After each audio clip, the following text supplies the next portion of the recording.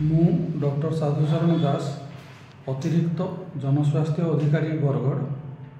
आज मु समस्त मोर बरगढ़ जिलावासी को अनुरोध करुछि जे समस्ते आमर फाइलेरियार सामूहिक औषध सेवन करेंगे।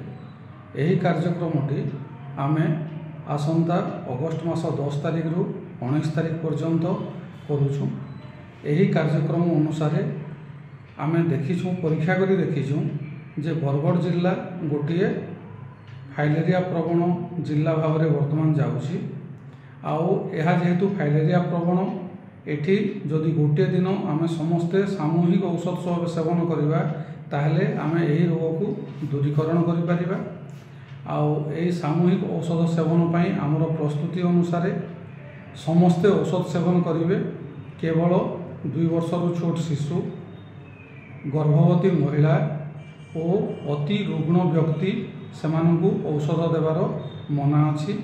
बाकी समस्ते खाइबे।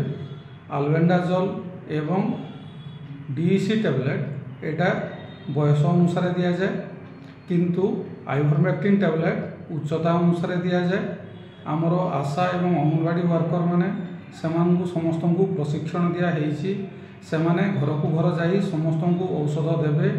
आउ समस्तंकु अनुरोध रहिला जे समस्ते औषधटा को तांको सम्मुख रे खाइबे एवं औषध खाइबा आगरू समस्ते किछि खाइथिबे, खाली पेटरे औषध खाइबे नाही। समस्तंकु अनुरोध आउ समस्ते एई 10 दिन मध्यरे निश्चित रूप से औषध खाइबे, एई आशा रखी मु रहुछि। धन्यवाद।